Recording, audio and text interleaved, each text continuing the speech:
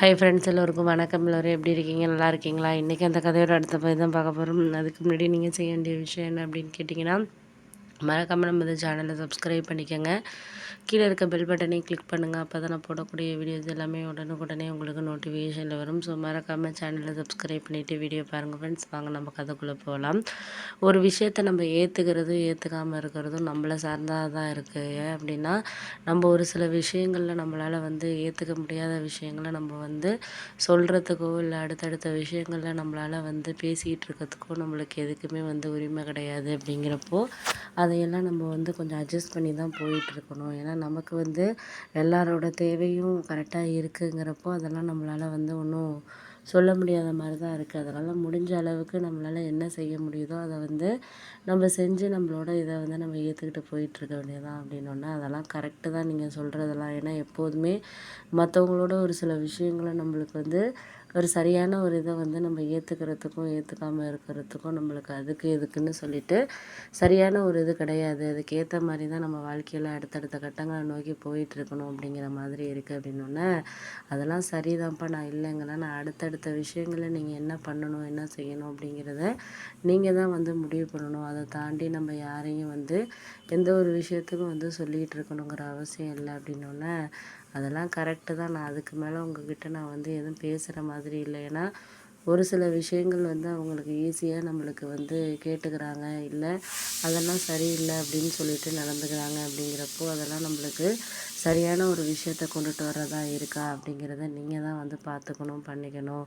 எனக்கு அதுக்கு மேலே எதுவும் சொல்கிறதுக்கான ஒரு இதுங்கிறது கிடையாது. அப்படின்னோடனே சரிதான், அதெல்லாம் நான் இல்லைங்கள, நான் அதுக்கு தகுந்த மாதிரி ஒரு சில விஷயங்களை நம்ம கரெக்டான வேலை கொண்டுட்டு போகிறோமா இல்லையாங்கிறத தான் நம்ம ஒரு சில விஷயத்தில் ஏற்றுக்கிற மாதிரி இருக்குது. அப்படின்னோடனே அதெல்லாம் எனக்கு புரியாமல் இல்லைம்மா, எல்லா விஷயமும் எனக்கு புரியுது. ஆனால் அவங்களுக்கு அதுக்கான ஒரு பக்குவங்கிறது இன்னும் கிடைக்கல அப்படிங்கிற மாதிரி தான் இருக்குது. அப்படின்னோடனே அதெல்லாம் விட்டுட்டு வேலையை பாருங்கள். நம்ம என்றைக்குமே ஒரு சில விஷயங்களில் அந்த பக்குவத்தை கொண்டுட்டு வர்றதுக்கு கொஞ்சம் டைம் ஆகும். அந்த டைமை நம்ம தான் கொண்டுட்டு வரணும், பண்ணணும், செய்யணுமே தவிர நம்ம மற்றவங்களுக்காக எதிர்பார்த்துக்கிட்டோ இல்லை அது சரியில்லை இது சரியில்லைன்னு நம்ம நினச்சிக்கிட்டோ இருந்தோம்னா அதில் நம்மளுக்கு ஒரு சரியான ஒரு இது கிடையாது. அப்படின்னோடனே அதெல்லாம் எனக்கு புரியுதுப்பா, புரியாமல் இல்லை. எப்போதுமே மற்றவங்க நம்மளுக்காக ஒரு சில விஷயங்களில் சரியான ஒரு இதை ஏற்றுக்கிறதுக்கான ஒரு டைமை நம்ம தான் ஏற்படுத்தி கொடுக்கணும். மற்றவங்க நமக்காக எல்லா விஷயங்களும் செஞ்சுக்கிட்டு இருக்க மாட்டாங்க. நீங்களே ஒரு சில விஷயங்கள்லாம் அவங்கக்கிட்ட பேசுகிறதுக்காக இருக்கட்டும், இல்லை கரெக்டான ஒரு விஷயத்த எடுத்துக்கிட்டு போகிறதுக்காக இருக்கட்டும், எல்லாத்துக்குமே அவங்கவுங்களுக்கு தேவையான விஷயங்களை அவங்கவுங்க செய்கிறப்போ நம்மளுக்கு அதுக்கு தேவையான ஒரு விஷயங்கள் கிடைக்கிறதா இல்லையா அப்படிங்கிறது நம்மளுக்கு நீங்கள் தான் எல்லாம் பேசுகிற மாதிரி இருக்குது. அப்படின்னோடனே அதெல்லாம் எனக்கு புரியுது, புரியாமல் இல்லை.